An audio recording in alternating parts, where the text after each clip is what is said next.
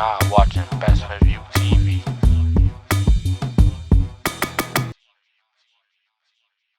What's going on? What's going on? Who got on Best View TV today? Yes, sir. What's good, bro? Introduce yourself for people who might not know who you are. Man, it's your boy, JBar, now known as Justin Benjamin. Mm-hmm. You know what I'm saying? So I ain't gonna lie. A lot of people might see your face. They might recognize you. Where would they recognize you from, if you don't mind sharing? Most people would definitely recognize me from the Soulja Boy movement. Mm-hmm. If you was paying attention between 2007 on probably up to like 2012, 2011. You probably see me around all the time. And yeah. I don't know about a lot of people, but I was paying attention. I ain't gonna lie. I was a big SOD fan. Like when I tell you I was an SOD fan, I could probably tell you every artist that was on there when I was 11 years old. You know, people be like A-Rap, JBar. I could tell you about Lil Playboi. I could tell you about Big Hood Balls. I could tell you about Lil B. I could tell you about Antonio. Yeah. So I was them niggas paying attention. Like I really wanted to be SOD. So it's actually that's an honor to be able to sit down with you because like bro, I looked up to you as a kid. So it's just kind of like I'm like in my heart, I'm like, damn, this JaBar. Like you feel me? Like just SOD. Like you feel me? Yes, sir. But let's go a little bit into your background. You feel me? Where are you originally from? I'm originally from Atlanta. Grew up like around East Point, like Greenboro Mall area. Mm-hmm. Then moved to like off Six Flags Drive by Six Flags. Then from Six Flags, I moved to Douglasville, where I graduated from Douglas County High School. And then you graduated high school and everything. Yep. Okay, cause I think some people might feel like Soulja Boy came into the game at 16. We all kind of thought y'all. Well, I watched other interviews and said you were still in high school while on tour with them, but I feel like people might think y'all all came in together like him being from Chicago or A-Rap being from Batesville or something like that. I feel like people didn't know how you came into the part. But talk about life growing up for you, bro. Like what was you into before like the whole SOD thing and like growing up? Like did you have a passion for music? Did you play sports? Yeah, like I always loved music. Like I've been involved with music ever since I've been in like second grade. Like second grade, I joined chorus at Continental Colony Elementary, and then I always just stayed in chorus every year in school. Wow. Then my third grade during Christmas break, I wrote my first song with my dad. There's a song called "Missing You," and then from that point on, I just was into like writing songs and wanting to record and whatnot.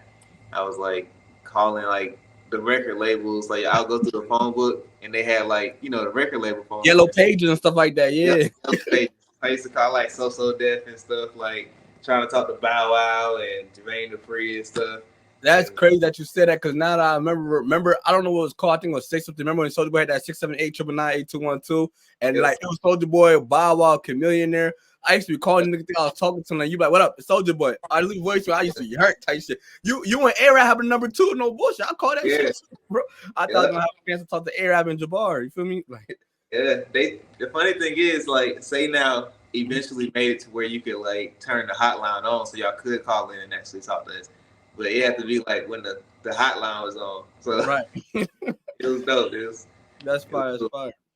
So you say you were writing music and stuff like that.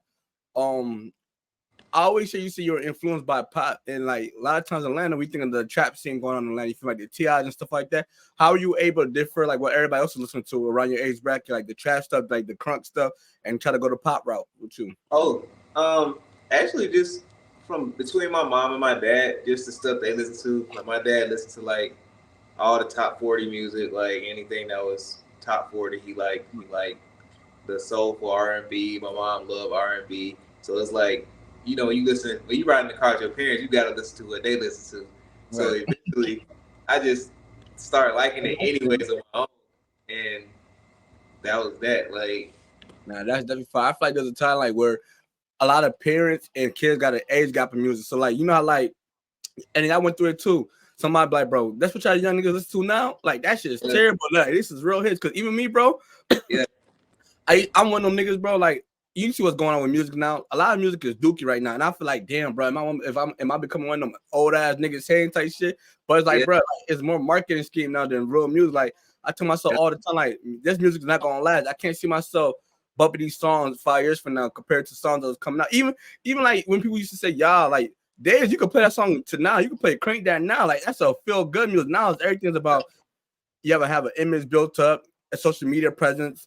People gotta believe you, and then if you make good music, that's getting overshadowed by internet presence for us. So it's kind of watered down what's going on.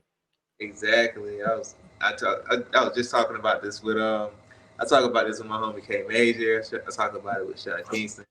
I talk about it with the Dream. Like we all talk about the same stuff. Like trying to figure out like, well, not so much Dream. He know what the fuck he doing, but like, you know what I'm saying? Just trying to figure out what the fuck's going on. Like how to make shit stick and like is making real music really like gonna like stand up in today's time, or do you just need to make trendy songs and just try to catch a wave and keep catching waves?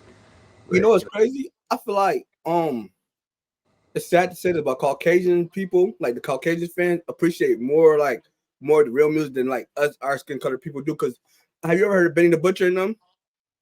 Benny the Butcher? Yeah. They from Buffalo. They Griselda Records, something like that, right? Yeah.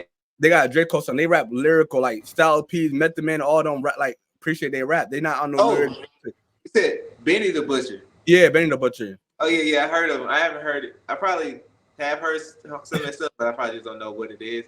Yeah. But I know who he is, like from the blogs and stuff. Yeah. So he make lyrical music, like stuff that you used to hear in the 2000s. But when you look at the audience and the crowd, it's like it's about Caucasian fans for the most part. You feel me? No one's to buy the merch and stuff like that.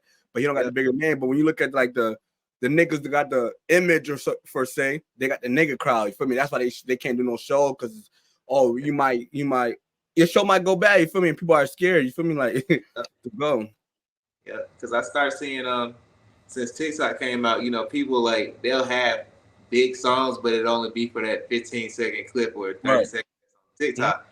Then the rest of the crowd won't know the song, like, and it's like they don't know the hook. What? Like it's crazy.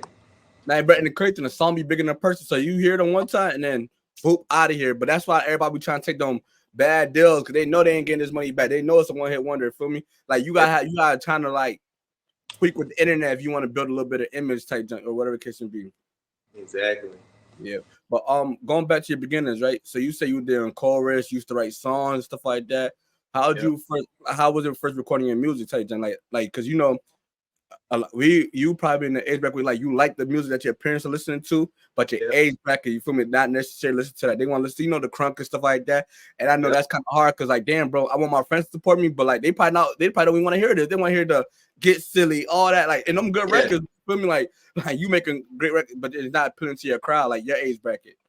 Yeah, like really, I just wanted to I just figured I had to do both. Mm-hmm. It was like, okay, I just do both, like almost, like so. I figured the stuff that I liked that my parents like I would try to reach their crowd with that, and then more so like stuff like the crunk stuff and dance music, I would try to reach us, like our age bracket.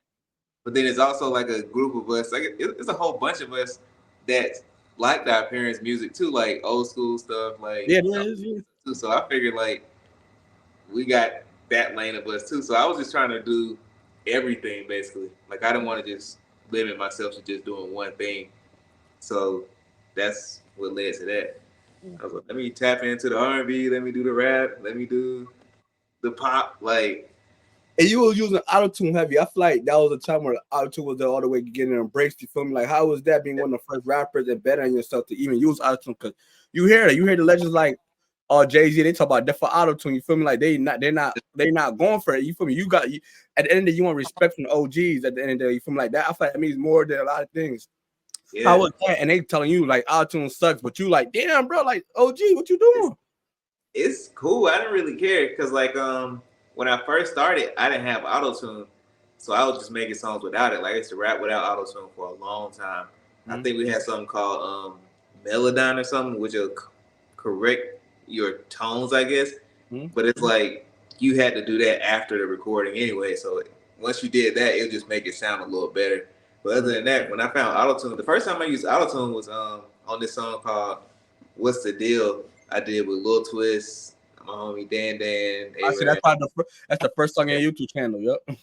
Yep. So we did that song one day, and that was our first time ever using Autotune ever. Like the engineer was like, "I got Autotune on the computer." We was like, "Let's do it." And from that day on, it was just over. I just used it all the time. After that, it was fun. That's fire. That's fire. I'm glad you mentioned Little Twist and stuff like that. I want to come back to that and Dan it because that's somebody I see you collaborate a lot with early on in your career and stuff like that. So you started a clothing line. Was it called Cupid Clothing? Yep, JBar had the dude's side was called JBar Clothing, and the girl's side was Cupid. All right. So what made you start with that? And was it doing good? Like, I started that in high school because we had like a dude in my neighborhood that was making shirts. He printed screen printed shirts, right? Mm-hmm. And I was like, dang, I can have my own clothing line. And I just went for it. Like I was just like, why not? And I was getting like an allowance from like doing chores in the house. So like I'll take my chore money, I save it up, and I get these shirts made.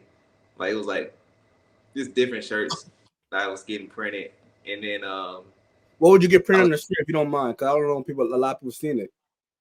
You said what happened? What? Like what would be some of the graphics on the shirt? What would it say? Oh, the JBar shirt was like it said JBar Clothing, and it had like an elephant with this little like target on it.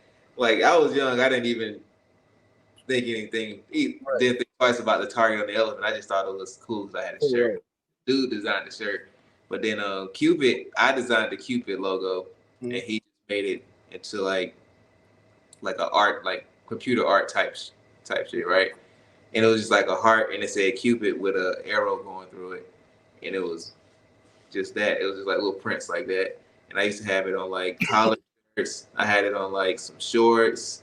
I had it on plain t-shirts, and I had it on like the girl fitted shirts, like that was like kind of small, tight fitted, and that was about it. And then there was like this clothing store that my friend's mom owned up the street by this barbershop, and she let me put my clothes in there for the first time.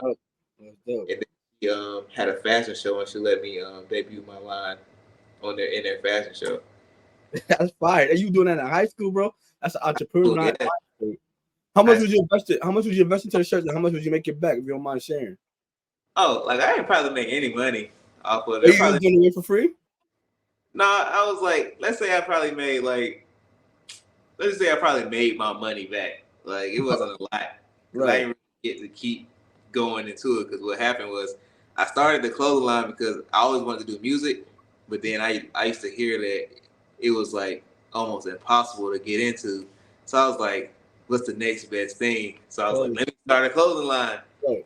And that was that. But I fucked around and met Soulja like the summer before my 12th grade year in high school. And like big ass SOD Money Gang t-shirts. Like, yeah, it just happened. Like SOD Money Gang happened. And I was like, I looked at my clothing line and I was like, well, I'll be back.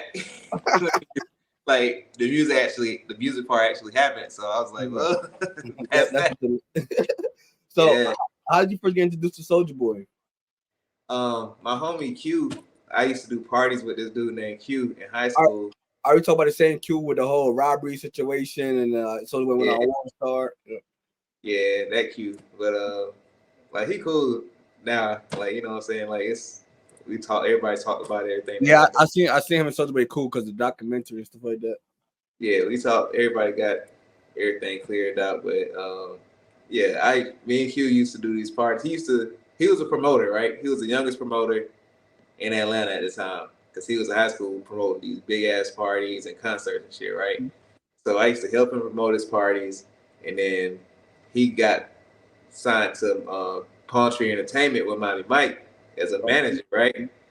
So after that, we brought Soulja to Atlanta to do his first show at Center Stage, and that's when I met Soulja Boy for the first time.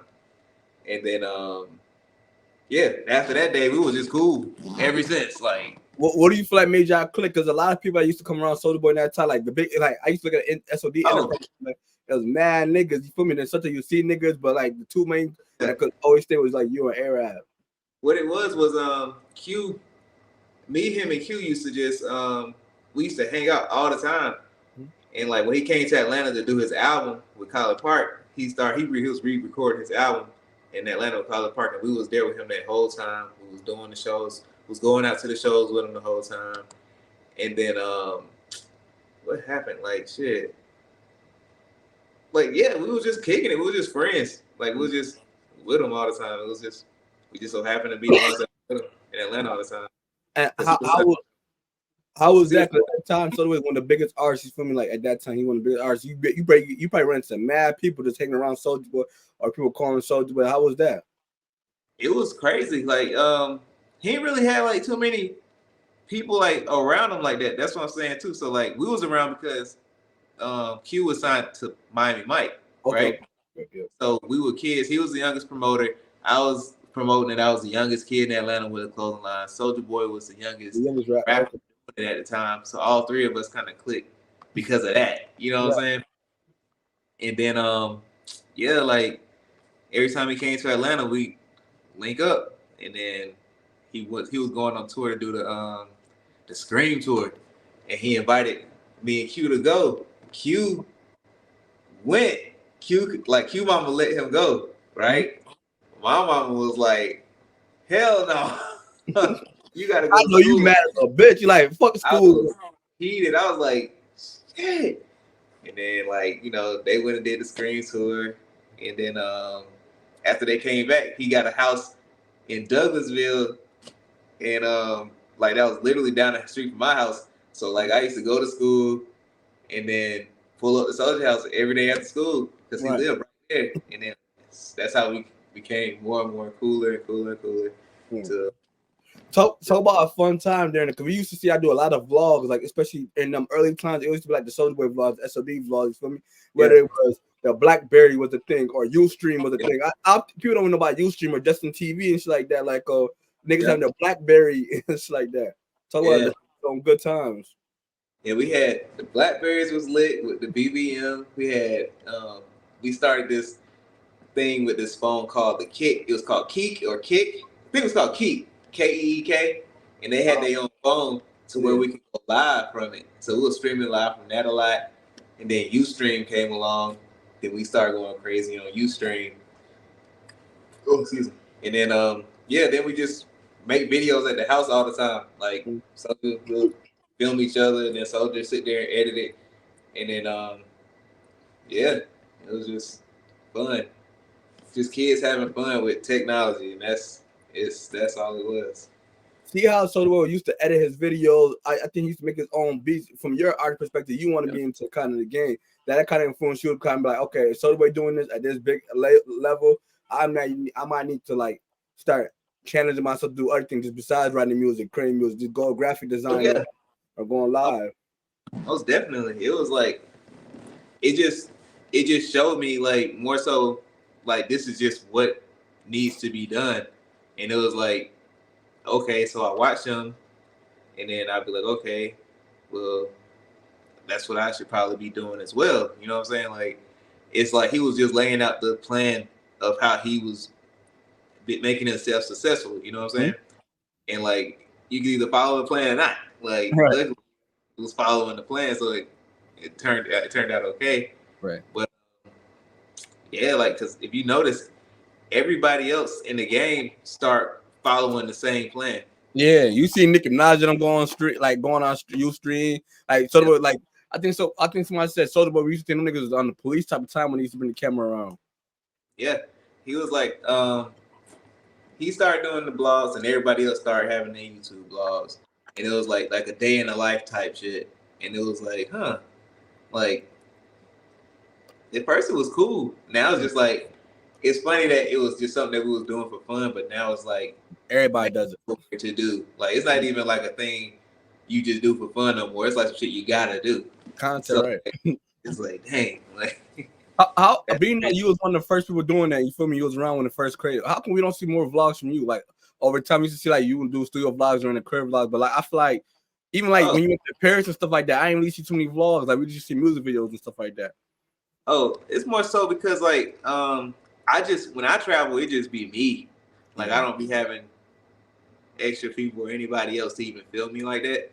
So like I just don't be having it like that. But now I'm trying to get more into it to where like even if I gotta record myself, like set a camera up and do the shit myself, I just do it. But yeah. Like, I kind of see something going on with like I see in DC, like there's people that I don't know if you ever heard of Ant Glizzy. He used to be around Shy Glizzy. You got the Chicago rappers and stuff like that. A lot of them like they be talk about stuff that we like the stories we used to hear about like when it comes to Chicago music. Being that you was around like Soulja Boy and SOD, and you, like Soulja Boy is animated. You feel me? Like there's a lot of stories that some people really want to know what happened. How come you never thought about going to Atlanta and like telling stories and stuff? And kind of like to build your hype back up a little bit more. Like people want to hear them stories. Yeah. I've been doing that lately. Like I just been like I read my comments on my Instagram and YouTubes and stuff. And then I'll just set my camera up and I'll just answer. I've just been answering the questions that people want to know. My guy brother Dan, he was like, bro, like, cause we just talk about life and stuff and he just be listening. He'd be like, man, bro, you should do like story time, like, Instagram and YouTube. And I was like, okay, cool. But you know, sometimes I be feeling like it's awkward me just doing it myself. I would like to do an interview like with you, or like if he was here with me, like have him ask me the question so we can have like a full conversation, chop it out, versus me just doing it like talking to myself and like. Nah, that's part. Like I ain't gonna lie, bro. I'm surprised people like Vlad. Like I know you got a Vlad interview back in the day, but I'm surprised when you know where the whole Soulja Boy story is going on. They didn't reach out to people like y'all. Like we wanted to see like what you want A-Rap to say because over the years there's been a lot of rumors, a lot of speculations. I don't know if you remember when DJ Scream was trying to say like that's his name, DJ Scream. That was Soulja Boy first DJ. He was trying to say y'all don't get paid. He treats y'all wrong. Or whether the whole Soulja Boy shootout was that story animated. Cause I knew he was around the Showstoppers and stuff like that. Or even the IC story. I like the stuff like we hear Soulja Boy perspective, but we never hear like people that was around him perspective. Like y'all just stay quiet. Like it's like y'all just don't be caring. Yeah, cause like even then we just had like it was just like a lot of stuff going on. So like sometimes when the drama stuff is happening, we like needed it to kind of like die down so we could keep moving toward what we was going towards. So it was like once it died down, it was like, well, that's it. Like why bring it back up almost? Right. But now it's like people want to know. You see? Yeah, I did. Like Vlad used to reach out all the time to talk about the same interview Soulja did about the house shit, but I was like, nah, I'm straight. Like I don't really want to talk about it because I just don't. You don't want to go back in that time type jump. Yeah. So like he reached out. He was the first to reach out. Actually, I was just like, no, I'm good. And he was like, okay, I respect it, and he just let it go. And I was just talk about a situation. I don't know you want to talk about. Cause I know you say you want the IC situation, right? That was kind of early on in your career. You feel me? And that jump was like it's famous because it was on the Boondocks. It was like it's we created talk about that whole Ice-T beef and like all that. Because like you made onto bring your own boss entertainment. I don't know. You remember them little people that used to make cartoons? They make like a parody of that jump. So talk about that whole situation, like the whole SOD versus Ice-T. Y'all call him an old ass nigga. And you a nigga that got respect for your OGs. That shit was hilarious. Like when that shit happened, it was like I don't know if I had graduated high school or not, but I know I came over one day. The Ice-T shit was going crazy. So just like, what should I do? Like, what are we gonna do? Like, what should I do? And like, cause he was gonna make the video regardless. You know what I'm saying? He wanted to make sure he wanted to know if he was gonna say the right shit or what he was gonna say, or how he should go about it. And we was like, nigga, you shouldn't like don't just go in here just like in a beef way. You need to just actually let you know that he really tripping. He talking to little kids, telling them to eat a dick. Like he should be ashamed of himself. And we sat there. That's my grade. They should be ashamed of yourself. I remember. Yeah, we wrote out a whole bunch of shit, right? So we filmed like 2 or 3 different videos, and then we just put them together. And that shit went crazy. It was hilarious. But like that shit was crazy. Like we did the video, and then we had to go to LA to shoot Dunk, or we went to LA to shoot Dunk and do the BET Awards, right? And like we wanted to go out to like the mall and hang out in the streets. Miami Mike was like, no, like you know y'all beefing with Ice-T, right? Like this was street shit. Like it's people out here looking for y'all. No. It was like, cause we kids, like we ain't think it was like that. We didn't think it was nothing like that. We thought it was just like some internet shit. We thought it was like nigga, like Ice-T was in the wrong anyways for doing that shit. Like, why can't we go out? Mike was like, y'all need to sit y'all ass in the hotel room. Y'all beefing with Ice-T. And like we was like, all right, whatever. And we stayed in the hotel room for sure. We did go shopping some like here and there. We went out, but we wasn't just out loose in the street. We had y'all moving security, y'all moving the right way. yeah, Mike made sure we was moving right at the point of time, like in our security. So like we didn't think nothing of it though. We didn't think it was that serious. Like it was crazy. How did y'all feel when y'all seen it on the Boondocks and stuff? They remaking like a parody of it, or then you see that was dope. We thought it was dope because like we didn't even know it happened. Like they didn't reach out to us and tell us that they were doing it or nothing. Like the fans were just telling us like, "Yo, y'all on the Boondocks." So we went and looked at it. We was like, "Oh shit!" And it was just lit. It was dope. It was like that's crazy. Do you feel like that before Ice-T kind of made y'all go from like y'all doing stuff for the kids per se to more like, okay, y'all getting older and stuff like that. Stuff is getting real. You see like the street shit going on with Soulja Boy where he claimed Section 7 in Atlanta or whatever the case it be. It kind of portrayed this gangster image because we seen like the shootout, like let them shoot, all that, bro. And it started to get serious. No, I don't think it did. It just, that's what I'm saying. We didn't take it serious like that. We were just kids. Like thinking we just responded to a fucking video on the internet on YouTube. You know what I'm saying? Mm-hmm. Like that was it. Mm-hmm. Like the internet took it and blew it the fuck up. It's crazy. So like I don't think we thought it was gonna lead to no street shit. It was just what it is. Teenage shit. Being that you like kind of like behind Soulja Boy, did that kind of mess up connections for you? Because you feel like we look at JBar, you're your own artist, but you on this brand. You feel me? So everything that aligns with Soulja Boy, it kind of aligns with you. That stopped buried connections for you? Hell no, nope. Not the Ice-T beef, no. It was just the Ice-T beef that shit came and went. It was big, but it was that. I made it yeah, then he made his apology video about it. Like, yeah, he was wrong for telling this nigga to eat a dick and shit and all that bullshit. And then it was over. It just kept going. Like he did Turn My Swag On. Don't came out. Turn My Swag On came out. Kisses to the Phone came out. Like shit just kept going. So like it was cool.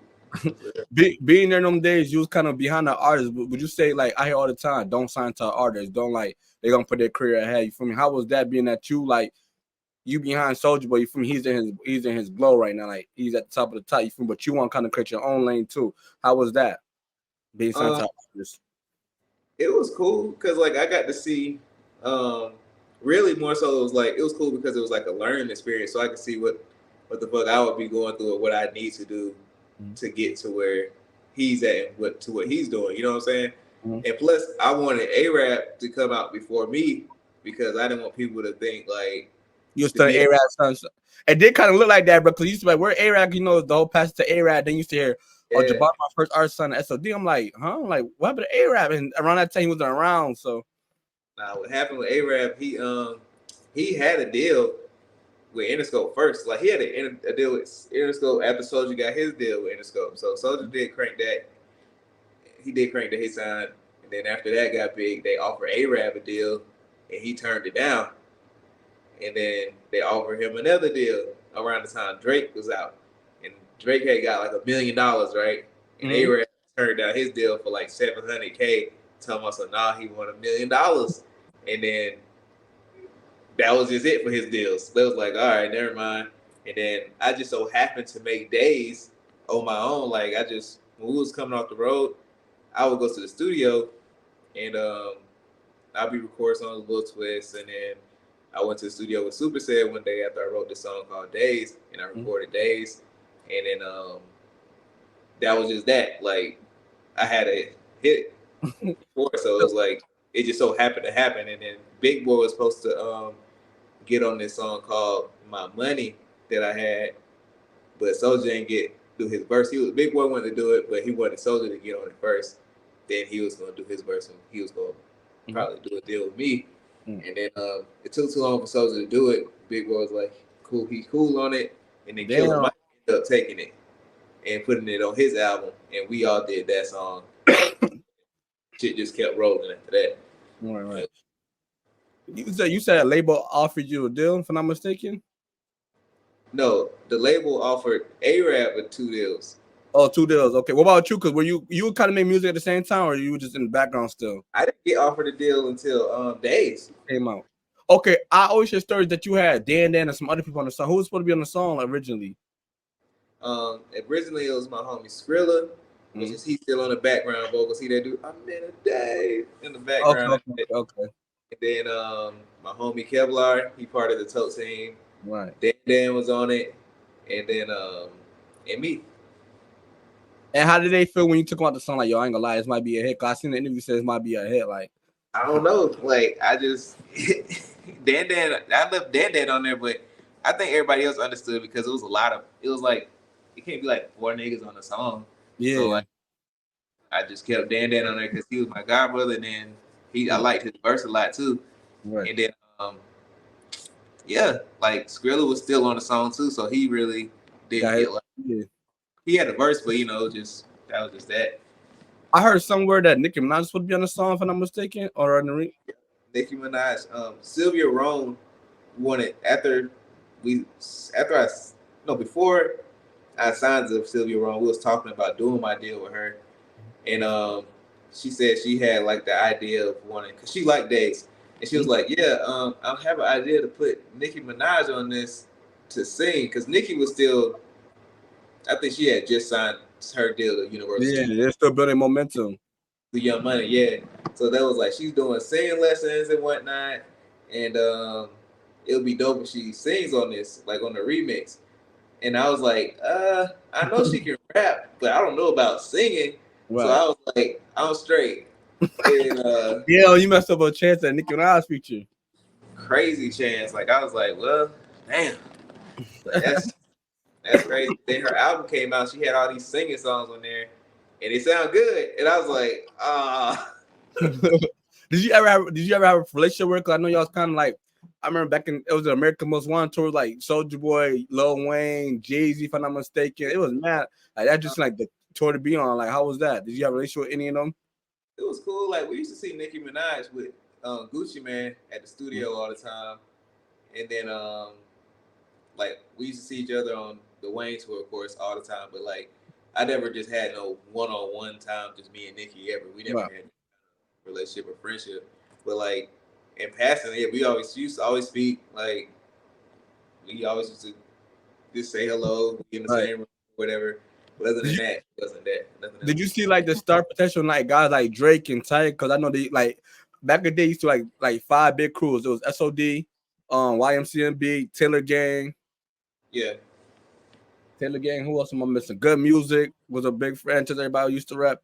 And I can't even think of a 5th one, but it was like a couple of enterprises for me. Like did you see star potential in on people early on? Yeah, for Young Money for sure. Because Young Money like was crazy. So like they used to I knew that was gonna be big because Wayne, of course, and then Drake was going crazy after a while, and then Nicki came in and started going crazy. Tiger blew up for real after Rack City, like that 2012, 13, right? Yeah, he did Bedrock, and then he really blew up doing Rack City. So like he had Lime and Coconut and shit, that was cool. But then Bedrock kind of blew Young Money as a whole up. You know what I'm saying? And then individually, everybody kind of had their own. Built off of that. Yeah. Why you feel like SOD never built, like you got a song, you feel me? But like everybody, like when you see SOD, SOD been around a lot of artists, feel me? A lot of people, like, and then some people he didn't sign that end up blowing up. Why you feel like and then always work out with SOD, like as far as artists blown up all the way? Like you had Lil B, I seen Tory Lanez was around back then. Like that's crazy. I didn't even know that. Tory was signed to Sean Kingston. We was just kicking it with Sean Kingston a lot, so that was that. But I feel like everybody just kind of like, Soulja, he be focusing on himself. You know what I'm saying? He'll try to do the artist shit, but then again, it also comes down to his look. He got to look out for his career, and that's what he gonna do. Right. You know what I'm saying? So like, I'm not sure. I can't speak on why it didn't work for anybody else. But for me, like, I feel like mine's worked because I had Theo, my homie Theo. He actually took a chance on my shit, and he just actually took the effort to make my shit go up. Yeah. But like Lil B was already famous already before he came with us. He just came and kicked it. Soulja be kicking it. That's the thing. That's what it is. People be with SOD, but they really be with SOD because Soulja's kicking it with them as friends. You know what I'm saying? And then he'll like introduce the artist aspect to it with them because they'll already be doing songs together because as friends. And then, you know, like either they like will trail off and go do what they want to do and never come back, or they just go separate ways, and that just be what it is. And they don't ever get a contract signed. Like me and A-Rap, we actually signed deals at a point in time, and then that was that. But like, I'm not sure about if anybody else like that. It just be more so he just be fucking with people off the love and friendship and doing all these songs, like creating these movements together and shit. But then it don't work out. Did you see the star potential of anybody that was around? Because, you know, I ain't gonna lie, there's Matt, Riff Raff, you feel me, was around that point in time. I never met Riff Raff, but I felt like Khelo Thomas, the actor. Khelo Thomas. Khelo actually was supposed to do a deal. The day he was supposed to do his deal, like, and we was all in New York for it, like I just don't know. Soulja just, I don't know what the fuck made him change his mind. He just changed his mind the day of, and I just remember like Khelo was like, "Damn, like what the fuck happened?" And I was like, "I don't know." And I don't know if him and Soulja ever talked about it. Maybe Soulja was just trying to figure out what was going on with his career, focus on his career versus like trying to focus on doing artist shit. And he just made a last minute decision not to do it. Right. But like last minute, that shit just did not go through, and it was going through. All we had to do was just show up to the office and sign the papers, actually, and it would have been it. But nothing happened. I feel bad. Like I didn't have an excuse or anything to tell Khelo what happened. But it just, do you keep in contact with any of the SOD artists like the Lil B's or like the A-Rabs or the Khelo? Like, you got a relationship with still? Because it seems like we don't see y'all together. I used to talk to A-Rab, but I ain't talked to A-Rab since like 2019. Is it true he working a job though, bro? Because it was somebody that used to make a documentary like what happened to A-Rab. I don't know if y'all ever seen that on YouTube. I'm not sure. He might be. Like, hope so. Like, hope he's doing something, not in the streets. Hope he's doing something like productive or like something to make money. Cause like I don't see him making music. So like, I'm sure he's doing something because he got a kid and shit. Yeah. So like, I'm sure he's probably working a job or doing something to make money to get by. But yeah, like I talked to Playboi. I talked to Lil B every now and then. We talk all the time. Right. I haven't talked to Khelo like that. And Hood Boss, I see Hood Boss when I'm with Sean sometimes, but he be with like Chris Brown and Young Lil Wayne now. So he is part of Cash Money Enterprise, and I'm mistaken. Yeah, he part of OHB and Cash Money. How important was CEO Miami Mike to y'all movement? Because that's the name I always hear everybody say. Miami Mike, PT. Oh, Miami Mike, the OG. He the one that you know keep shit going. Mostly kind of like he dope, like OG Miami Mike, man. He's a good manager.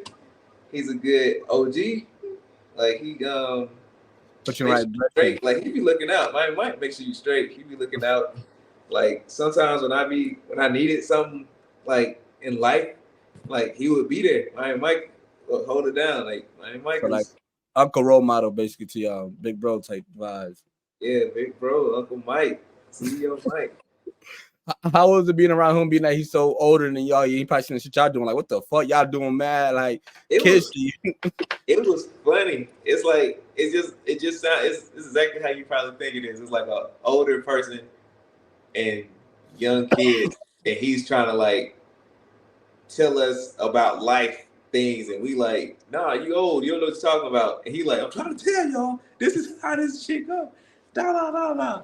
Like Mike done been to prison and doing all kind of shit. Like he got a lot of wisdom. So like as kids, you ain't really trying to hear that. But as you go, as he'll let you I think he also understood like I could tell you this, but if you don't want to believe me, I'm gonna let you learn and let life teach. Right. And some stuff we had to let life teach us, and some stuff we listened to OG, and it saved us from being in certain situations sometimes. You know what I'm saying?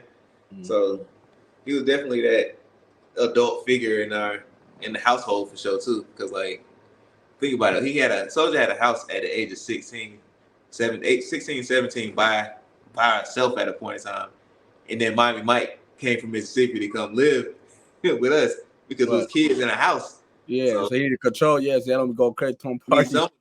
Some adult person in the house, and it was Mike. Right. Some other people I seen build relationship with is like Quincy. For me, like I used to see I doing vlogs. That's somebody I used to see a lot of your vlogs. Such relationship with Quincy and how that came about. You feel me? And how was it hanging around a lot of celebrity stars? You feel me? Because like you said, you just got out of high school. You feel me? You on tour with Soulja, but then you see niggas you see on TV. How was that? Oh, that was cool. Like Quincy is that's my bro. We probably used to talk online like through MySpace, Facebook, and shit. And then we probably met in person the first time at the Sweet 16 party that Soulja did, and ever since then we just always stayed in contact. We was always cool. We started doing Hazel Lee used to book me, Darnell, Quincy, JoJo Simmons, Jay Prince with Jazz Prince. Oh, y'all staying around now? Oh, I did not know Jay Prince was around. Not Jay Prince, the father. Yeah, the son, yeah. Yeah, Jazz, the one that signed Drake. Yeah. So like he was we was all like in this thing called a Billionaire Boys Club, and we used to go to these parties and shit.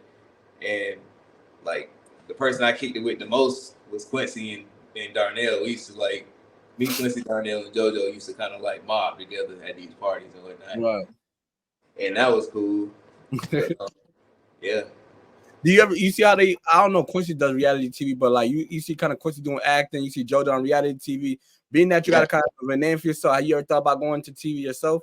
Because you already got the brand. I want to do it still to this day. It's just got to figure out my way into it. So like I talked to Quincy about it. Like we kick it all the time, and I always ask him like, "Yo," like when he was doing Star, like I was like, "Yo, like how the fuck did you get a role?" He just told me like, "Nigga, I just go to hella auditions." Like he told me people always think that it's his dad and this and that get him these roles and shit. But like he said, he go to hella auditions and don't get it, and like he just keeps auditioning until he actually gets these roles. So it let me know like, okay, it's not like a thing where I'm just gonna get plugged into this shit. You know what I'm saying? You gotta go work hard. You gotta build your brand. Work hard. Yeah, and actually go to these auditions and like actually try. You know what I'm saying? Seeing it from the outside, does it be like you having a relationship with people help more, or does it doesn't help? I'm like, does it help? Oh yeah, right. It helped for sure. It just depends on the situation. So like, you just gotta know when it's gonna help and when it's not gonna help. Because some people think sometimes it'll hurt you. Because they be like, you think because you got connections, you finna do this and finna do that. Like, nah, it's gonna be harder, or we gonna make you do this and that. You know what I'm saying? But then sometimes you just gotta be smart to know when to use a connection or when to who you know. And yeah. And how big is the industry? Because I'm pretty sure a lot of people was trying to work with you when like Daze was hot, and then now like you might not be all the way in the mix and stuff like that. And same place to reach out to you, kind of be looking past like JBar. You not like who the fuck? Like I'm not working with you. Like how do you see that face shit going on in the industry?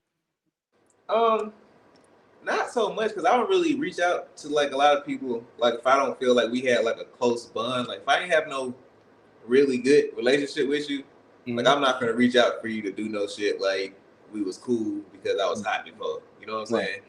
But like people that I am cool with, if I reach out to them for like a favor, they definitely do it. Like off rip, like I don't know. Yeah. What about somebody like Gangsta Boo? Because you had a song with her, and I ain't gonna lie, I did not know about that till like she passed away, and you tweeted it. I'm like, this went over my head. Like I didn't even know y'all two knew each other. Gangsta Boo, that's the homie. She was the homie. Like we used to kick it all the time, even outside of the studio. Like when I used to do my shows in Memphis, she used to come out to the show with me. When she be in Atlanta, I pull up to the drummer house and just kick Oh, it with her. locked in. Yeah, that was my friend. Mhm. So like we had songs, we just had songs together, and then yeah, like matter of fact, she was supposed to come out here and kick it out here in Sedona, but like she never got to make it. Like she didn't make it that year. She was sad. Man, we shout condolences to Gangsta Boo. You feel me? She's definitely a legend. Like 3 6 Mafia really put on in the hip hop. Like I don't think like our generation really. Well, your generation probably know. I'm a little bit younger than you. My generation don't really know about 3 6 Mafia for real. For real. Yeah. Who's some people that you met? You was like, oh snap! Like they know who I am. You feel me? Jason, no lie. Jason Weaver. You know who Jason Weaver is? Now who's that? He plays. He's Michael Jackson on American Dream. He plays on The Shy right now. He plays ATL, the dude that do the grills. I think I know who you talk about. I think I know who you talk He's about. the voice of Simba on Lion King. Okay. I feel like I got a face to it. I gotta look it up. Okay, I'm trying to figure out some smart. You ever seen Smart Guy? Yeah. He's the brother on Smart Guy. Okay. I know who you talk about. Yeah. Okay, yeah. So like working at Red Zone, I was walking through the studio one day, and Jason was like, I looked up, I saw Jason. I was like, oh shit, it's Jason Weaver. And he was like, yo, I fuck with you, man. Like, I'm a fan of y'all stuff. I was like, oh nigga, you know who I am? He was like, yeah. And I was like, oh, that's just crazy. And then just different people, like even Chamillionaire, was cool. He chopped it up. He was cool. We work all the time too. What about the artists today? You feel me? Because I ain't gonna lie, I feel like a lot of people, because I'm 24 years old, so a lot of us grew up looking at the SOD movement. Do anybody pay respect to you? Artists today, like I didn't know, like I don't be knowing any of this stuff until like a fan or somebody retweets it or likes an old tweet, right? Yeah. So I didn't know like Lil Yachty know who I was. I didn't know Playboi Carti knew who I was, or just listen to my music. I didn't know Lil Durk listened to my shit, or even knew who I was. Like I bumped into Lil Durk at the studio, and like I was talking to somebody, one of his homeboys in the kitchen, and like I told him my name, and Durk stopped. He said, "What'd you say your name was?" And I was like, JBar. And he was like, "Oh shit, like what's good, nigga?" Blah, blah, blah, blah. And I was like, "Oh shit, like this is crazy. Like I would have never thought." Like, but like, a whole bunch of people, I just never like. I don't know. Like I just. That's fire. I seen a lot of you play your song on live one time. Like they like, do you ever feel like that's a song you could push back? You go like you know, like sometimes songs it like look with Hurricane Cuts, hey baby, you feel me? That kind of blew up off the TikTok way. Are you trying to put that narrative for days or something like that? Yeah, I'll try. Like I don't know. Like I saw Latto play my shit on her live. I mean on her story one day, Latto, and I was like, oh shit, like maybe this shit can go. Maybe people like might like it. Like I didn't know like what the fuck happened. I just know the fucking shit. I told you, but the music from back then you could listen to it today. A lot of shit that dropped today is we ain't never gonna hear it. We ain't gonna hear it more than 6 months. We don't even know the artist is behind the song most of the time. Yeah. Like you will hear a song on TikTok, and you be like, you walk past the artist, and you be like, I don't know who you are, and you hear the song like, oh, that's you. I don't know the hook. Exactly. That's how I feel about I just went to this TikTok live event, right? Mm-hmm. And like Charlie Puth, I want to say his name is Charlie Puth. He got a whole bunch of songs that's huge on TikTok. Like he did the song with Wiz Khalifa. It's been a long day, but that's that song got 1 billion views. Charlie Puth. That's Charlie Puth, right? He got like a whole bunch of hits on TikTok. Like, and he was performing. I was just hearing the songs. Like, I didn't know anything by him by his name. But as they was playing the songs, I was like, oh shit. It was like 10 to 15 songs. I was like, okay, that's crazy. But you would never know because on TikTok you just know the song and not the name of the person. Right. So, like, it's crazy. That's crazy. So I ain't gonna lie, you kind of like separate yourself from SOD, you kind of do your own thing, start TOKE the movement, right? How was that? You feel like kind of building your own enterprise, building your own brand, not kind of having like the SOD behind your own brand? It was cool. Because the funny shit is, Soulja the one that told me to actually do these things. Like, cause like one day we were sitting at home, and I was just like, we need to be doing something. Like, I know so you straight, like you rich as fuck, like you ain't gotta do shit. Like, what about everybody else? The nigga was like, I ain't trying to hear that shit. Went upstairs, thought about it. He came out, he was like, nigga, you right. And he was like, this is what you need to do. He told me to come up with my own little brand, like TOKE. Start blogging, which I did. I started to do, but then I kind of fell off because it just, for me, it's just like, I don't know. Right. But it'd be kind of hard to stay consistent. That'd be the thing. Like, you feel me? Like, you just, everybody put music, but what's gonna separate you is to doing the extra that everybody doesn't want to do. Yeah, and then at the time, I'm with him. I was with him all the time. So like, if we doing blogs with him all the time, I couldn't make the same shit, and I'm right there with him. Yeah, same shit. There's no point. Yeah, he just gave me the layout of what to do, and I did it, and it was cool. It worked for a little bit. Then I just kind of fell off the consistency of it, because then I went on tour with Sean Kingston after a while, and then how was that? Because I don't know if people know that. Well, people kind of know that you and Sean Kingston had a strong relationship. How was that though? Like, weren't you signed to him too? Sean, you said what? You were signed to him too, right? No, I wasn't actually signed to Sean. I was supposed to do my deal with Sean. Like, there was a point in time when Soulja and Sean was gonna come together. Since I wanted to do pop music and rap, they was gonna come together and we was gonna do a joint deal with Sean and Soulja together.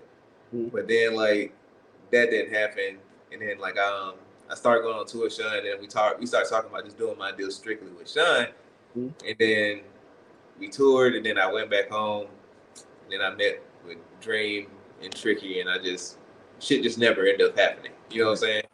And around them time, you was writing music for people, right?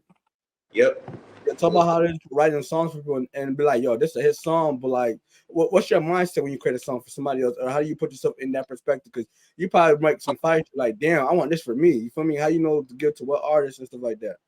Oh, like we used to have like meetings. Like when we have a meeting of what the artist is, what direction they trying to go in, like then we be kicking it with the artists as well. So you kind of get to feel like what they going through in life and what direction of music they want to go in. And plus, like you want to give them shit that they already got too. So it's more so just, it's more so just listening to what they got going on and then going into your own world and just creating, but trying to create more so with them in mind, basically. Right. And it's like a thing of where you just turn yourself off and you just try to make songs as them. You know what I'm saying? Like it's kind of weird to do, but like. Did you enjoy me behind the scene a little bit? Because you feel me, like some people, I don't like the stardom that comes to hip hop artists, naughty stuff. Like I don't know how true that is, but this is what we see on the internet. You feel me? So we just assuming it's true. Oh no, it's dope because like, especially after doing like actually being on the artist side, doing the artist shit, and then finding a new lane to where like you don't have to do all this promotion and all these blogs and shit. All you gotta do is write the song and give it to a big artist, and they do all that shit, and you make the money off of it. Right. Like that sound like a great idea to me. I was like, shit, all I gotta do is write it, and then you go do all the shit. Like you go on the tours, you do this shit, but I still get paid the royalties from it. Cool. But like, yeah, now it's kind of more so like I would like to do that still, but then also still do my artist shit because now that streaming is such a big thing, like people ain't buying albums no more, so it's not like the pay rate has changed. You know what I'm saying? So you got to get like billions of streams to actually even probably get super rich off of music anymore. You know what I'm saying? And that's if you making hits, like you get 100, hits, or you make 100% of the record, like you produced and wrote it. You know what I'm saying? So like, think about it, if you just only wrote the song, you only getting 50%. Then if you sign a pub deal, you only getting 50% of that 50%. And then you better hope there's no co-writers because then you got to split that 50%. Right. That 25% with the co-writers. You know what I'm saying? Right. There's a lot of shit that go with it. So it kind of make it like a selfish thing after that. You be like, I don't want to really work with nobody. Like I just want to do it myself. Like I don't want no extra writers in the room. I just want me to split no royalties. You know what I'm saying? Yeah. And how was it look up with the dream? Because you said you went back to home. You went back home. You looked up with the dream. How was that? Because he's a legend. You remember rapping on rock. How that song go again? Rock My Thing. That's I forgot. I can't think about how it go. I'm kind of tired. Yeah, she rocking that shit. Yeah, she rocking that shit. Like, yeah. Ooh, like how's it for looking with the dream? Like that's fake a legend. I hear a lot of times he write a lot of music. Like he really behind the scene now. The dream is a legend. It was honor. It was a pleasure to even like work with him, to learn from him, to like even just to eventually grow to be like really good friends. Is Dream. He dope. Like, you know, he write mostly all Beyonce stuff. Like now, like he wrote Single Ladies. He just wrote Break My Soul. You know he eat it. Yep. Cuff It. He did basically the whole new Renaissance album almost the whole thing he did. And then everything before that too. So like, he be going crazy. He do a lot of shit. And those are a lot of Grammy songs. Nowadays, remember we just speak about this earlier, music don't last long days. Do you feel like artists' goals are to win Grammys and these BET awards and like even the MTV awards? Do you feel like that's a goal artist now? Because you hear all the time rappers say, I don't give a fuck about rap, I'm a street nigga. You feel me? That's what rap is like. Yeah, I don't feel like, I feel like people who really care about the artistry and just being an artist, they care about it. But then it's a whole bunch of like young niggas and shit that don't really give a fuck, as long as they getting paid from they distro kid or they getting paid from these streams. Right. They just want the money and then they go do whatever else the fuck they want to do. But there's some people like that really care about getting these accolades and these awards, you know what I'm saying? Right. Actually making good music. Right. And the industry kind of oversaturated a lot of shit. How you feel like we could like hit the reset button on the industry? Like, you feel me? Make hip hop again. Like, what do you think we could do? I would say it's fucked up to say this, but it's like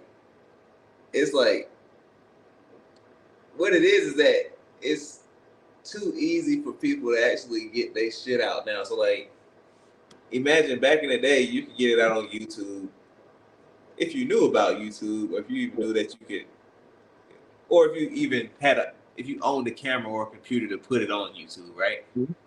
Everything is too accessible now. So like, everybody has all the tools you need to put out a song on your phone, basically, on your smartphone, basically. Right. You know what I'm saying? You can record it, produce it all on your phone. You can shoot the video on your phone. You can upload it to DistroKid on your phone. That's gonna put it on iTunes and everything else. Right. And then the next part is just you promoting it, basically, right? Right. Like the reset button, I don't know what the fuck to do. I think you might have to start selling CDs again. I don't know. Like, back to that, yeah. Like, stop streaming. If they just cut out streaming all the way and they make people actually get up and go buy your song and listen to it on radio again, maybe, because then that will weed out the people that just listen to your shit for free. Right. And it'll show like who really fuck with you. Like, make you invest more money into this shit. Like, you gotta really take this shit serious. You can't just upload a song after like bad quality, or you can't just have an image, basically. Exactly. So some of these people just they become lit because they probably got bots and shit. They're streaming their shit so high, and it's like making the algorithm push their shit out more. Right. Or you gotta think about it. From your perspective, you gonna click on a video with 1 million views in 2 days rather than a video with like 500 views and like 10 hours or something like that. You feel me? Because you want to see what everybody listen to, basically. Exactly. So like, yeah, people that just, because a lot of people just go based off the number. So like, you can have a hit song on your computer right now, right? Or on your YouTube right now that only got 10 views, right? Mm-hmm. And then it's a hit song, but nobody's going to click and listen to it because it says 10 views. But it could be somebody with a trash ass song that got like, let's say 575,000 views. So they'll probably click that one first before clicking yours. You know what I'm saying? Mm-hmm. Just to follow the crowd. That's sad, bro, because we selling on our talent. Like, there's talented people out there, we not even getting an opportunity because of views, basically, bro. Because think about it, back, even like when we first started, like, it wasn't because of the views, like maybe the MySpace streams, but that was cool because it was just like, it was MySpace. You can actually click on different people's page and hear your fucking song on there. Give me one second.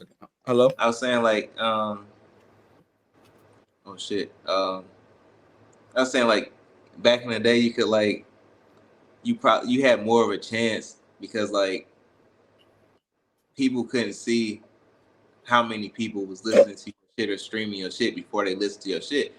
You would just see it on TV or you would see an advertisement. You would make your assessment on from that, like whether you like the song or not, and then you go fucking buy the song, or like you'll hear it like 3 or 4 times on the radio because you ain't got no choice but to hear it, and then you'll either like it or you'll be like, I understand it's on you, change station every time, right? Mm-hmm. But at least you had the chance to know if you like it or not. Right. Nowadays, you don't even got a chance for people to really to hear it, because like swiping on the internet, you just swiping and liking. Whether you like the visual, sometimes you don't even got the volume on. People just liking shit just because they just see some shit and they like it. That's the part, yeah. You know what I'm saying? So like that's what it is. It's like I remember back in like 2008, 2009, Rage, the dude that shot Daze and Crunk, that he was like, the music industry is gonna have to change into like movies, like in theaters. Like the whole album's gonna have to come out in theaters. And it's crazy that he said that back then in 2009, because now like look at Taylor Swift and Beyonce, the album like is in theaters now, right? Like they do the tour and they put it out in theaters, and that's what's kind of making a lot of money for you know what I'm saying? So like I think that's what's happening next to reset it. It's like, one, you gotta have a budget to shoot a fucking movie, and 2, you gotta have a plug to get it into the movie theater. You have a marketing scheme, like a hard video. Well, some people get away with like this videos with guns, but for the most part, bro, yeah, I have like a thumbnail that be like, let me click on this shit for the most part. Yeah. Yep. And I seen you ask last year on Twitter. You said, bro, like, what's the way to promote music now? Like, through the blogs? Is it? But they be having fake views. Is it through radio? Like, have you found that answer yet? Nope. Like, I don't, bro. I'm just trying to figure it out myself. Mm-hmm. Like, I got a song that I'm supposed to be pushing January. Mm-hmm. Like, and I'm just trying to figure out like what's the right approach, because the amount of money it's gonna take to push this song it's a lot of money, right, for one song. And it's like, if this plan don't work for this one song, I'm spending all this money on it. Waste of money. Like, but you gotta take that risk though. Remember how you said your dad told you either had college, you either had to go to college after a year, and you better yourself. You just gotta take that risk again. You believe in it? Nah, for sure, I do. But the funny shit is, the risk is like, because I talked to Theo about it. I was like, is this shit gonna work? He was like, I said, because like, what happened last time? He was like, JBar, it's a whole different time than last time. And last time it was simpler. It was like, we do this, do that, shit is gonna work out. Now it's like, it's just like up in the air, basically. You know what I'm saying? Like, it could work or it could not work. Like, and I was like, God damn. I was like, I need like a 70-30 type shit. I don't need no 50-50. Like, this is scary. But I believe the song is dope. I feel like the song will go.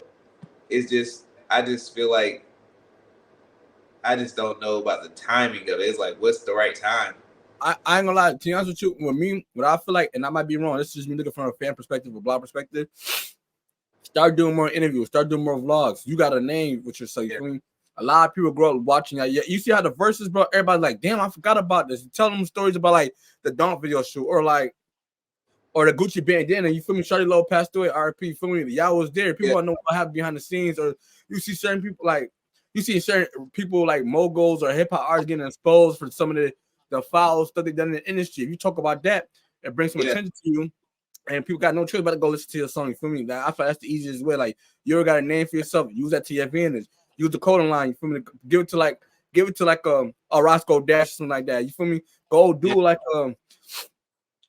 a start opening up for producers. Act like you an independent artist for like build make your name trend again. Basically, is what I'm saying. Man, yeah, you're right. Like, I need to do all that shit. Like, that's the funny shit is that's part of the plan that Theo has. Right. It's just more so like, it's probably just me being nervous because I'm doing this on my own this time.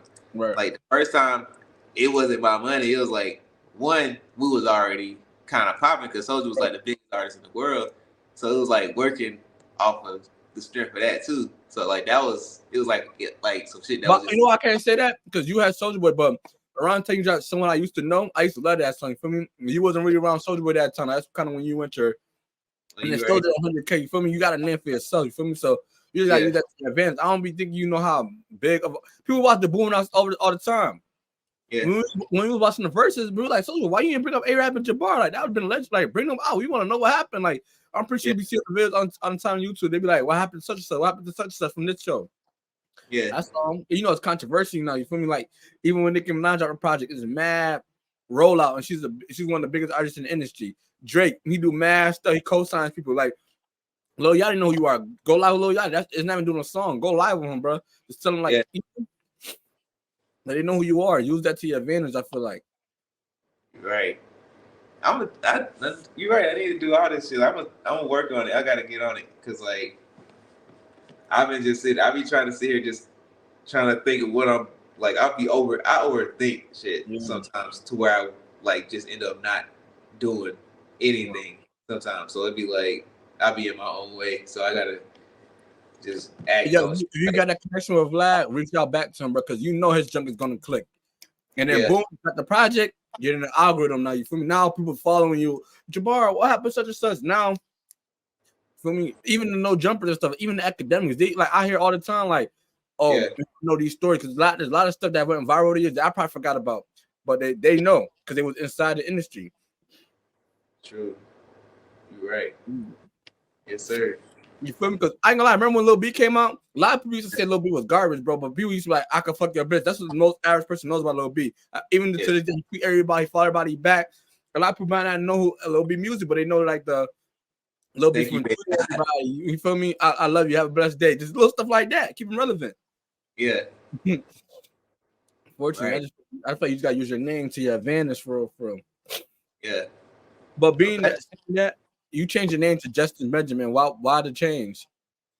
Oh, because I was trying to like just step all the way away from the SOD brand and shit. Like, and then I just got tired of people calling me JBar because like they would never get JaBar. Like, think about this.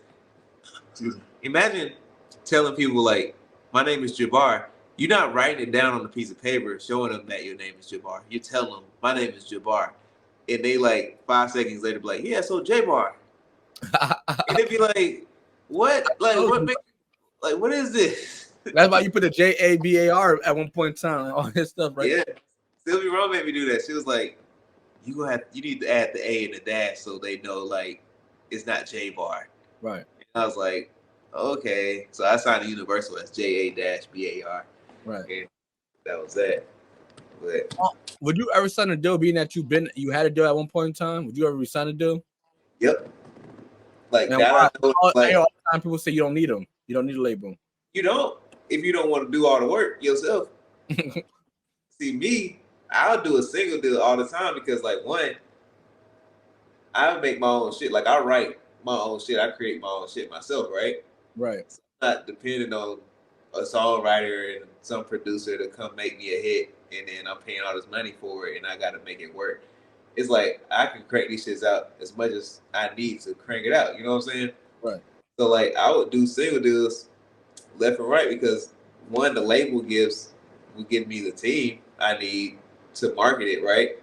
Mm-hmm. And then like I'll take whatever small budget that is, and then like reinvest that.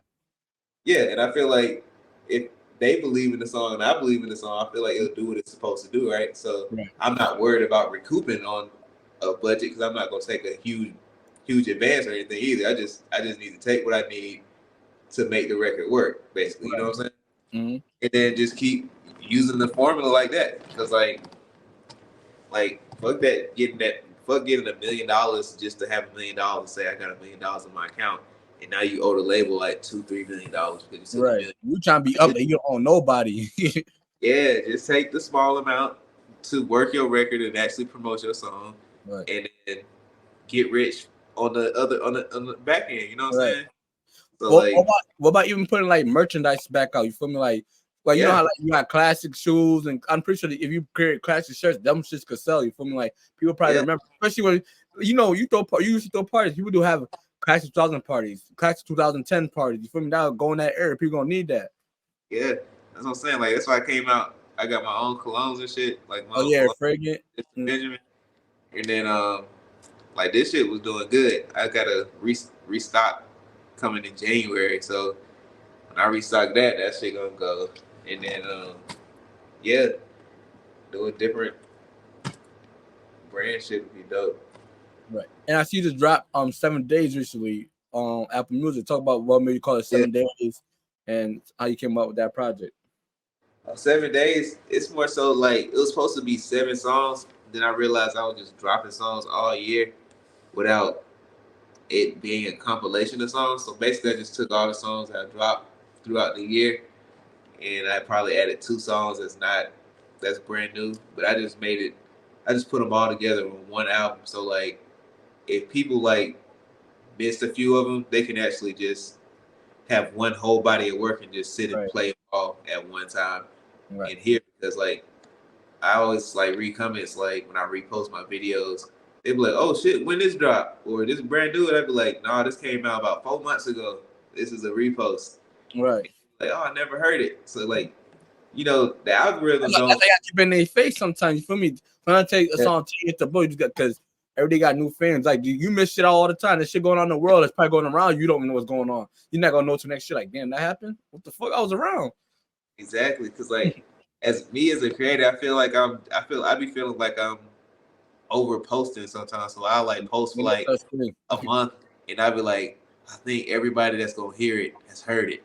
And actually, they probably ain't. So it's like that's why I started dropping one song every week, so I can have like I can just switch it up every day and not seem like I'm reposting. I feel no such thing as over posting too much. Think about it, bro. Lil Wayne used to drop mad mixes. How many mixes he gave us, bro, in his run? And we used to bump all of them. You had to go back to listen to some. You hear some of the parties like, damn, I hear that you hear in the club. And like this, rappers got a lot of records out. Like everybody do it. Something that you dropped the album is probably, but if you play it again, your story, I'm like, damn, what happened to this? Because that song from Next to Blow the document, I was waiting for that junk for a long time, and I went to the comment and he like, you dropped it, and I'm like, he dropped it for I didn't even see it, you feel me? But see, like I follow you and I missed it, so that's what. Yeah, living life. Yeah, drop. Yeah, you gotta shoot a vid to that. I don't know if you did or not.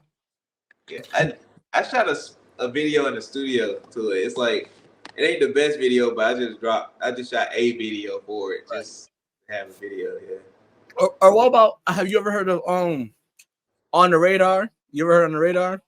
Yeah. Or like the AJ production. Why don't you try getting something like that? You feel me? Because you got a name, and I'm like, oh shit, I ain't still thinking it's like being on Warstar. Your name gonna pay to get your vid on Warstar again. Okay. That's something that's just certain shit I think about, like certain blogs can help push your song or something like that. Nah, that's what I'm saying, bro. I be like me. I wouldn't think to do that. Like I wouldn't have thought of them for sure because I don't know. I'm not really sure who. I feel like that's what I'm saying. It's like that thing of like, am I getting old? Because I don't know what. You don't know On the Radar? You know what? You don't know what On the Radar is? Like I've seen it before, but I probably just seen it. Like I didn't think it was nothing. Nah, like, I ain't gonna lie. To us, it's a big thing. Like you remember how like getting on Warstar was the big thing. Now because Drake got on it, you feel me? That kind of helped push it. Ice Spice blew off of it. Ice Spice blew up off of it. There's mad people that have been blown up off it. They be doing like you got an audience list for yourself. Or you remember the mic outside where somebody's rapping. You ever heard AJ Production? Yeah. AJ Production got that. You feel me? And he got the thing. People are blown off because his platform is big. People are literally going to that platform to discover new music. That's how I keep up with him. It's On the Radar the one when they in that basement and they rapping in the booth thing? Or not? It's the green. It's the guy like I'm gonna show you. This shit right here. I don't know if you can see it. Okay. Matter of fact, I think I could share my screen. Hold on. What's up on my screen? I'm over here getting old. I don't know what on the radar is. It's crazy. You can see my screen? Yep.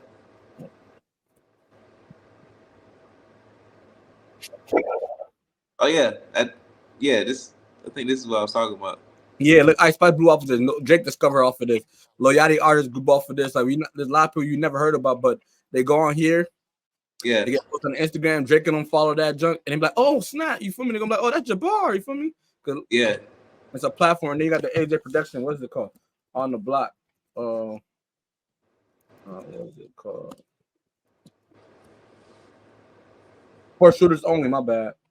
And that's the one you go outside and if you look, it's mad people. Yeah. The platform. Like, you don't even gotta get them the full rights. You feel me? Just give them like you let them shoot a video when they come to Atlanta, when they come to Miami, because they got everybody. You feel me? Targeting all types of audience. Yeah. And this is that's in Miami. They come to Miami. They go to New York. He pulls up. I guess Detroit. He has his runs. Dope. Oh yeah. This AJ production. Oh yeah. I need to do all this shit. You feel me? And just put your song on that junk. You feel me? A lot of people like they don't got the biggest names, but they be on here. Yeah. That's the way to push your song. I ain't been like back when I was doing my shit for real. Like I used to have connections to all the blogs too. Like nigga, I was a fucking admin on thisis50.com. Like I could post to the front of This Is 50, whatever the fuck I wanted to, right? Mm-hmm. So like I just had those kind of things. But now I'll just be like I could get a World Star whenever I wanted to. I could do This Is 50. Use them just to your advantage, bro. Use that. Yeah. But like I need to do the new shit. Like this is the new shit. I gotta get on it. This is like it's mad people from Atlanta. I be discovering all the. You ever heard of Reddit, bro? There be mad stuff going on in Reddit. Like all that is ways to market your music, bro. Okay. You feel me? Yeah, I heard Lil Nas X blew up off of Reddit. Like he had like they be having like little claims. Like you got like, for instance, right? You got Atlantaology. You feel me? They keep you up to date with, like, cause I do interviews. I do my research. When I want to go do my research, I go there. I type a rapper name. Atlanta tell me everything. He be for such and such. He started rapping back then. This is the first song. He claimed this, that. Like, there's a bunch of people. Like, there's like 40,000 people in that chat. Chiracology, you feel me? 100,000 people in that. You feel me? It's been using documentaries. It's been using court cases. Detroit, what's that called? In the Crime of the D. Like, there's mad groups. You feel even Nicki Minaj, like they got their little. It's like a little fan group. Jeez, that's dope. You gotta use that. Use that as a way to talk to your fans. Most definitely. But you got any management behind you right now, or like what's going on with that? Just me. I do everything. Just me. Are you looking for management? Not really. Not until I got some shit to manage. I guess you know what I'm saying. That's fine. Well, about I know you got a TOKE team. You feel me? Are you looking to sign any artists? Like what's going on with that situation? I'm with TOKE team. I was talking to a few of the artists about doing a new compilation. So I got some songs from Els. I got some songs from Kevlar. I'm waiting on these songs from KJ. I'm not sure if Dan is recording right now, but I want him to come back and do some songs. And then, the Joker, YC the Joker, like I know he'll send some songs in. I got to reach out to him too. But like, for TOKE team, I'm just trying to do another compilation right now. Yeah. Nah, that's fine. That's fine, bro. I ain't gonna lie. It's an honor to be able to do an interview with you, bro. Hope this your big year. You feel me? Reach out to the blogs. Use us to your advantage. You feel me? You got a name. You feel me? So people gonna do it off the strength. Like that's JaBar. You feel me? Like get on the platforms. There's more than that. Like, but those just two of the platforms that came up to me. Like, I know Drake paid attention to. Like that's I don't know. You know Ice Spice, right? Yeah. Of course. She got discovered off that platform. Off that, like Drake DM her off the platform. You feel me? And that helped buzz it up, or like that, or like AJ production, like a lot of freestyles that went crazy because people like, oh, snap, who's this? And you pay whatever you gotta, they be going around, you know, and they got names and they got connections. I feel like right now, blogs and videographers are like the new A&Rs right now. They are. It's the blogs and podcast thing. This shit is crazy. It's crazy. Like you even see Cameron and Mace, you feel me? That like they doing the podcast, like you feel me? Like Joe Budden, he revamped his career doing the podcast. You feel me? Now he's more like you gotta use people want to hear you talk. It's all about an image, I feel like. And Gilly the Kid, that nigga. Oh, look at Gilly the Kid, for example. Yeah, I didn't even got a podcast. Like, you feel me? And that's to help his man's out. Like you feel me? Like, yep. That shit that's is what everybody's doing. Rollouts. Watching all these shits. Like I've been putting Marco, you feel me? Looking for your Marco. He got a podcast. Kyson Nat, bro. That nigga be having millions and millions of views, bro. Like kids watching him, bro. Like anything he does, like powerful. Like his word means a lot. Yeah. So use that to your advantage. That's damn. Right. Now, I hope to see you, bro. I even want to see A-Rad come. I want to see an SOD tour, whatever it take me. Like, bro, so always would come to my time. I was about to buy tickets. I be getting to shows for free because I got a camera, but I was gonna get VIP tickets to meet and greet. Like, I looked up to you kids. You feel me? So that's love, man. That's crazy. I still can't believe like the shit happened. You know what I'm saying? Like, it's still like I don't feel like it's like was that I know it was dope about doing it, but I didn't think that it was really as big as I think it is. You know what I'm saying? Right. That's crazy. That's dope. Now, you're definitely a legend. I don't know if people tell you, but you're definitely a legend, bro. You got a big impact. You was one of the first people doing Autotone. You write a lot of music. You feel me? Like you see, Lil Yachty didn't know who you was. You feel me? They looked up to you somebody, and I don't think you ever reached your full potential. You feel me? Like it was like just solo. You feel me? You just always got caught up behind the artists and that going on. But hey, man. Very. Nah, but I appreciate you for doing this interview, bro. You can shout out Best Point of View TV. Yes, sir. Best Interview TV. Oh, Best Point of View TV.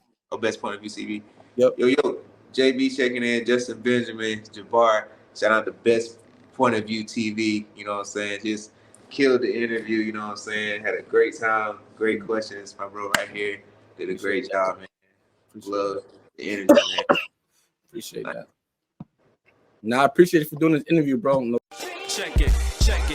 Trials and tribulations, I'm just trying to live my life, hoping I make the right decisions, cause I want to live it right. I remember nights, no sleep, feeling weaker than 7 days.